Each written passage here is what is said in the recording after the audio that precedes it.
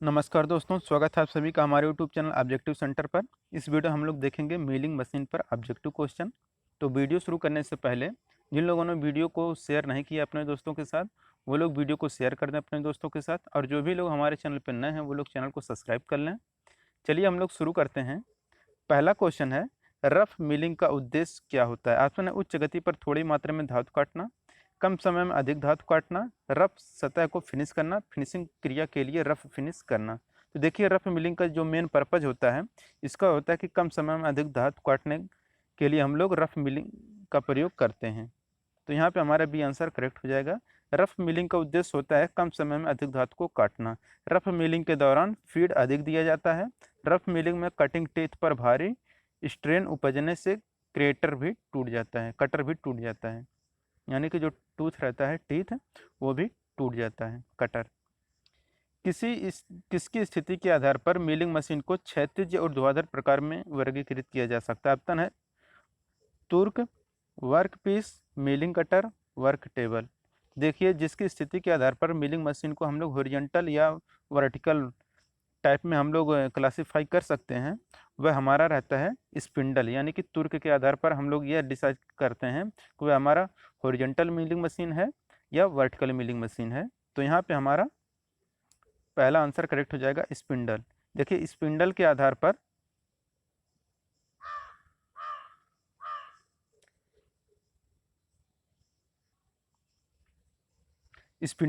पर milling machine को हम लोग क्षैतिज या ऊर्ध्वाधर में वर्गीकृत करते हैं। मिलिंग मशीन पर मशीनन के लिए हम लोग कटाई औजार कटर को घुमाया जाता है। यह घुमाव गति कटर को अप्रत्यक्ष यानी कि इनडायरेक्ट रूप से स्पिंडल से प्राप्त करता है, और कटर को सीधे स्पिंडल के टेपरित छेद में इसके टेपर शंक को घुसाकर भी पकड़ते हैं। अधिकतर स्थितियों में कटर को आर्बर पर पकड़ते हैं। गैंग मिलिंग क्या है? तो देखिए, जो गैंग मिलिंग क्या है, ऑप्शन है कई कार्य एक अवस्था में किए जा सकते हैं। एक साथ स्थापित कई मिलिंग मशीनों पर एक कार्य पूरा किया जा सकता है। तो देखिए, जो गैंग मिलिंग होता है या गैंग मिलिंग रहता है कि आर्बर पर दो या दो से अधिक कटर लगाए जाते हैं और वह सभी एक साथ धातु हटा देते हैं। तो यहाँ पे हमारा सी आंसर करेक्ट होगा। तो गैंग मिलिंग द्वारा हम लोग एक साथ कई सतहों का निर्माण करते हैं। इसमें आर्बर पर कई आवश्यक कटर उपयुक्त स्थिति में बंधे जाते हैं। ये कटर आवश्यकता अनुसार सेम तथा असमान व्यास के हो सकते हैं। इनमें एक ही समय में जा पर भिन्न भिन्न तलों का निर्माण किया जाता है, जिससे समय की बचत होती है और उत्पादन भी अधिक होता है। चौथा क्वेश्चन है, किस मिलिंग संक्रिया में तल परिष्कृत बेहतर होता है? तो ऑप्शन है climb milling, up milling, conventional milling, face milling. देखिए, जिस मिलिंग में सरफेस फिनिश सबसे बेटर प्राप्त होता है, वह हमारा रहता है क्लाइंब मिलिंग। क्लाइंब मिलिंग में हमारा जो सरफेस होता है वह बहुत स्मूथ प्राप्त होता है। तो यहाँ पे हमारा ये आंसर करेक्ट हो जाएगा, क्लाइंब मिलिंग। तो इसमें क्लाइंब मिलिंग है क्या कि इसमें वर्कपीस को घूमने वाले कटर की दिशा में फीड दिया जाता है। इसमें मशीन की गहराई तल की फिनिश अच्छी होती है। इस प्रकार की संक्रियाएं करने जैसे ग्रूव, स्लॉट, पार्टिंग ऑफ आदि के लिए उपयोगी होता है। पांचवा क्वेश्चन है कि मिलिंग का कौन सा प्रकार है जो उपयुक्त कटर का उपयोग करके अनियमित रूप रेखा का निर्माण करता है? ऑप्शन है slab milling, slot milling, cut milling, farm milling. तो देखिए, मिलिंग का जो प्रकार उपयुक्त कटर का उपयोग करके अनियमित रूपरेखा का निर्माण करता है, वह रहता है हमारा फार्म मिलिंग रहता है। यहाँ पे हमारा डी आंसर करेक्ट हो जाएगा, फार्म मिलिंग। फार्म मिलिंग ऑपरेशन है क्या? तो मिलिंग मशीन में यह संक्रिया विषम अथवा अनियमित तलों को बनाने के लिए किया जाता है। यह विषम तल कई प्रकार के हो सकते हैं और इनकी आकृति के अनुसार ही कटर का चयन किया जाता है। जैसे उत्तल या अवतल तल बनाने के लिए, किनारों की बाय और आंतरिक गोलाई आदि देने के लिए। सामान्यतः इस संक्रिया में प्रयोग होने वाला फार्म मिलिंग कटर अपनी आकृति के विपरीत आकार वाले तलों का निर्माण करता है। छठा क्वेश्चन है, मिलिंग मशीन में कटर किस प्रकार का बिंदु कर्तन औजार है? तो देखिए, मिलिंग मशीन में जो कटर रहता है, यह हम जो रहता है, यह हमारा मल्टी पॉइंट कटिंग टूल होता है। मिलिंग कटर हमारा मल्टी पॉइंट कटिंग टूल होता है, इसलिए यहाँ पे हमारा बी आंसर करेक्ट हो जाएगा, मल्टी पॉइंट कटिंग टूल होता है मिलिंग कटर। तो मिलिंग कटर एक मल्टी पॉइंट कटिंग टूल है। इसके प्रत्येक दांत का कार्य एक सिंगल पॉइंट कटिंग टूल की तरह ही होता है। प्रत्येक दांता बारी बारी से कार्य के संपर्क में आता है और कटाई करने के पश्चात आगे बढ़ जाता है, और यह साथ वाला दांता उसके स्थान पर कटाई करने लगता है। इस प्रकार के दांते बारी बारी से जाप के संपर्क में आने से धातु काटते हैं।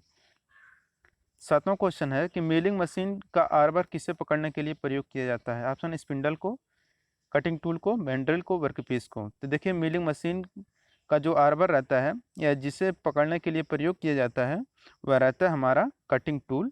तो यहाँ पे हमारा बी आंसर करेक्ट हो जाएगा। कटिंग टूल को पकड़ने के लिए मिलिंग मशीन में आर्बर का प्रयोग किया जाता है।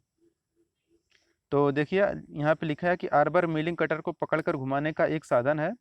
आर्बर बेलनाकार शाफ्ट की तरह होता है। आर्बर के एक सिरे पर स्पिंडल नोच के अनुसार ब्राउन एवं शार्प तथा मानक टेपर कटी होती है। आर्बर कटिंग टूल को पकड़ने के लिए किया जाता है यूज, और आर्बर पर कटर को पकड़ने के लिए स्पेसिंग कॉलर का प्रयोग किया जाता है, और यह कॉलर क्या होता है? हॉलो रिंग की आकार में होती है।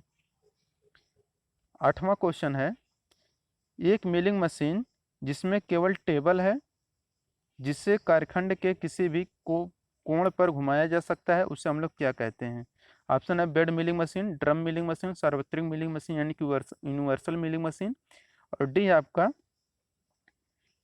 Straddle milling machine. तो देखिए एक मिलिंग मशीन जिसमें एक टेबल होता है जिसे कार्यखंड के किसी भी एंगल पर घुमाया जाता है तो उसे हम लोग बोलते हैं universal milling machine. Universal milling machine जो रहता है उसे हम लोग वर्कपीस का जो रहता है उसे हम लोग किसी भी एंगल पे फिक्स कर सकते हैं, घुमा भी सकते हैं, तो वह रहता है हमारा यूनिवर्सल मिलिंग मशीन। तो यहाँ पे आपके सामने वही लिखा है यूनिवर्सल मिलिंग मशीन के बारे में। इस मशीन के टेबल को 0 डिग्री से 45 डिग्री के बीच में दाएं घुमाकर कहीं भी सेट किया जा सकता है।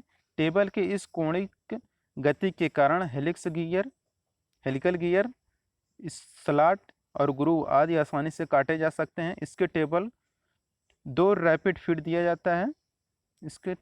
इस मशीन की कार्य क्षमता को बहुत से उपकरणों यानी कि अटैचमेंट के द्वारा बढ़ा दिया जाता है, जैसे कि स्लॉटिंग अटैचमेंट, रोटरी अटैचमेंट आदि। 9वां क्वेश्चन है, एक आकाशीय कटर यानी कि फ्लाई कटर का प्रयोग किस लिए किया जाता है, किस पर किया जाता है? ऑप्शन है लेथ पर, मिलिंग मशीन पर, कैपेसिटर लेथ पर, स्पिनिंग पर। तो देखिए जो फ्लाई कटर रहता है इसका प्रयोग हम लोग मिलिंग मशीन पर करते हैं। तो यहाँ पे हमारा बी आंसर करेक्ट हो जाएगा कि फ्लाई कटर का प्रयोग हम लोग मिलिंग मशीन में करते हैं।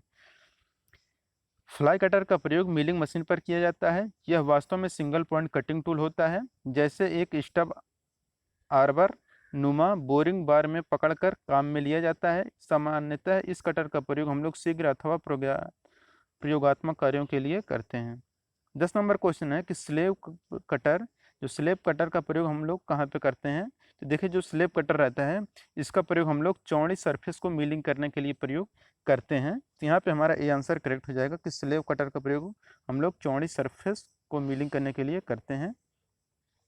प्लेन मिलिंग या स्लैब मिलिंग कटर के दांते परिध पर कटे होते हैं। ये दांते अपने अक्ष के समांतर तथा हेलिकल हो जाते हैं। केंद्र में मानक साइज का बोर एवं कीवे कटी होती हैं। सामान्यतः या चौरस तलों वाला को मशीनन करने के लिए प्रयोग किया जाता है। बड़े साइज के कटर को हम लोग स्लैब कहते हैं, और इन कटरों की लंबाई अपने व्यास से अधिक होती है। इनका प्रयोग भारी कट लगाकर अधिक मात्रा में माल काटने के लिए प्रयोग किया जाता है। अब 11 नंबर क्वेश्चन है कि यूनिवर्सल मिलिंग मशीन के टेबल के अधिकतम घुमाव निम्न में से क्या होती है? ऑप्शन है दोनों तरफ 30 डिग्री, दोनों तरफ 30 डिग्री, एक तरफ 30 डिग्री, दोनों साइड पर 45 डिग्री, एक तरफ 60 डिग्री। तो आपने देखा होगा कि अभी हम आपको बताए हैं कि जो यूनिवर्सल मिलिंग मशीन रहता है यह दोनों साइडों पर 45 डिग्री के एंगल तक हम लोग घुमा सकते हैं। तो यहाँ पे हमारा सी आंसर करेक्ट हो जाएगा। यूनिवर्सल मिलिंग मशीन के टेबल को हम लोग 0 से 45 डिग्री के बीच दाएं या बाएं घुमाकर कहीं भी सेट कर सकते हैं। टेबल के इस कोणिक गति के कारण हेलिकल गियर, दांते, स्लॉट और ग्रूव आदि आसानी से काटे जा सकते हैं। 12 नंबर क्वेश्चन है कि टूल रूम प्रचालनों के लिए सबसे ज़्यादा उपयुक्त मिलिंग मशीन क्या है? ऑप्शन है plain milling machine, omniversal milling machine, universal milling machine, और डी है आपका fixed bed type milling machine. तो देखिए जो टूल रूम ऑपरेशन के लिए जो सबसे ज़्यादा उपयुक्त मिलिंग मशीन रहता है वह हमारा ओमनिवर्सल मिलिंग मशीन होता है। तो यहाँ पे हमारा बी आंसर करेक्ट हो जाएगा omniversal milling machine. Universal milling machine tool room प्रचालनों के लिए सबसे उपयुक्त मशीन है। यूनिवर्सल मिलिंग मशीन के टेबल की अपेक्षा इस मशीन के टेबल को खड़े तल में नीचे से ऊपर व ऊपर से नीचे किसी भी एंगल पर हम लोग घुमाकर बांध सकते हैं। टेबल की इस अतिरिक्त गति की व्यवस्था के कारण हेलिकल या बेवल गियर भी कैम विशिष्ट डाई व टूल की प्रोफाइल की मशीनन सरलता से की जा सकती हैं। यह प्रयोगात्मक सब व टूल रूम में मूल रूप से प्रयोग किया जाता है।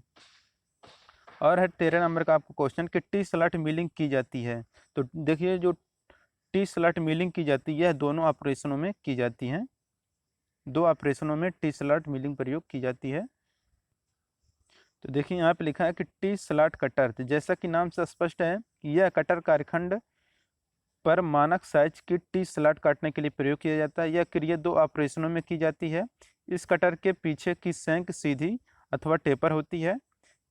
कार्य में ही टी स्लॉट काटने से पूर्व साइज एंड फेस कटर या एंड मिल द्वारा उस स्थान पर स्लॉट काट दी जाती है। फिर टी स्लॉट कटर को उसके खांचे के मध्य में सेट करके टी स्लॉट काट ली जाती है।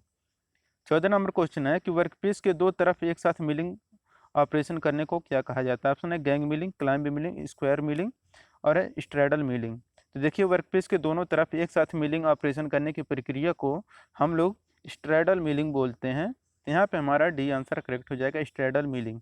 तो देखिए स्ट्रैडल मिलिंग ऑपरेशन में एक ही समय में दो समांतर तलों का निर्माण किया जाता है, जिसके लिए समान व्यास एवं साइज के दो साइज एवं फेस कटर प्रयोग किए जाते हैं। यह संक्रिया सामान्यतः किसी वर्ग की हेक्सागोनल नट बोल्ट के पहलू अथवा जाप के दोनों ओर स्टेप बनाने के लिए की जाती है, जिससे क्या होती है, समय की बचत होती है।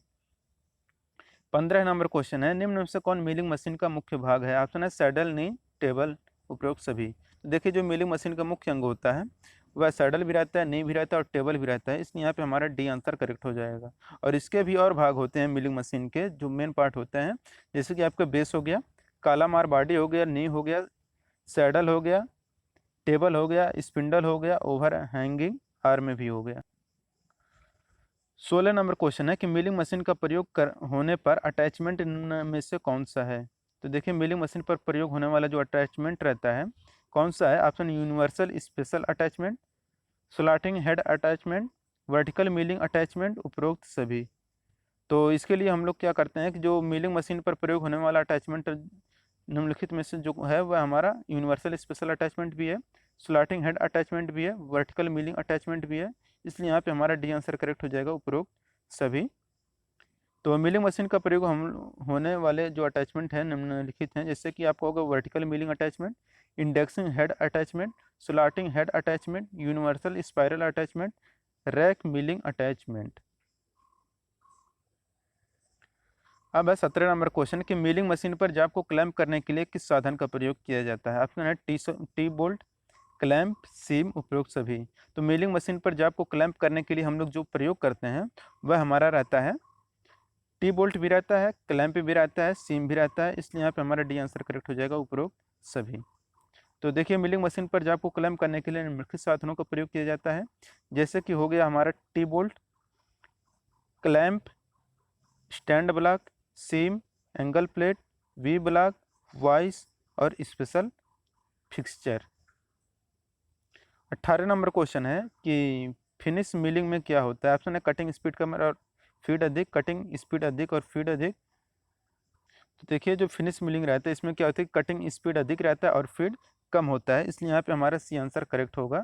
तो यहाँ पे वही लिखा है कि फिनिश मिलिंग में कटाई गति और अधिक फीड कम रखा जाता है, जो कटिंग स्पीड रहता है वह अधिक रहता है और फीड क्या होता है, कम रखा जाता है। जाप के आवश्यक माप सतह को सुंदर फिनिश बनाना ही फिनिश मिलिंग कहलाता है। रफ मिलिंग में कम समय में अधिक धातु काटी जाती है। 19 नंबर क्वेश्चन है कार्य में कौन से मिलिंग कटर के द्वारा समतल सतह बनती है जो मिलिंग की सतह पर लंबवत अक्ष के माउंट है का संबंध है। ऑप्शन है slab milling, slot milling, face milling, form milling. तो यहाँ पे इसका करेक्ट आंसर हो जाएगा फेस मिलिंग। फेस मिलिंग द्वारा उस स्थिति में चपटी सतहें बनाई जाती हैं जब किसी कटर का घुमाव अक्ष निर्मित सतह के लंब रूप होती है। तो मिलिंग मशीन की विशिष्टियों की एक महत्वपूर्ण यानी पैरामीटर क्या है। ऑप्शन है spindle size, arbor size, horse power, table movement. तो देखिए जो मिलिंग मशीन रहता है इसका स्पेसिफिकेशन जो रहता है पैरामीटर वह रहता है हमारा आर बार साइज। तो यहाँ पे हमारा बी आंसर करेक्ट हो जाएगा, आर बार साइज। साधारण मिलिंग मशीनों का साइज इनकी मेज की कार्यकारी सतह तथा उसकी अधिकतम अनुदैर्ध्य क्रॉस तथा ऊर्ध्व चालों द्वारा प्रदर्शित किया जाता है। आर्बर साइज भी मिलिंग का एक पैरामीटर है। मिलिंग मशीन की पूर्ण विशिष्टियों के अंतर्गत साइज के अतिरिक्त निम्न पदों को बताना भी आवश्यक होता है, जैसे कि मिलिंग का नाम हो गया और उसका प्रकार, मुख्य चालन का प्रकार, स्पिंडल गतियों का परिसर आदि हो गया। तो दोस्तों अगर वीडियो पसंद आ रहा हो तो वीडियो को लाइक कर दीजिए। अगर आप हमारे चैनल पर नए आए हैं तो चैनल को सब्सक्राइब कर लीजिए और वीडियो को अपने दोस्तों के साथ ज़रूर शेयर करें। स्टडी से रिलेटेड जितना ग्रुप हो उसमें शेयर ज़रूर करें। मिलते हैं हम लोग नेक्स्ट वीडियो के साथ। Thank you.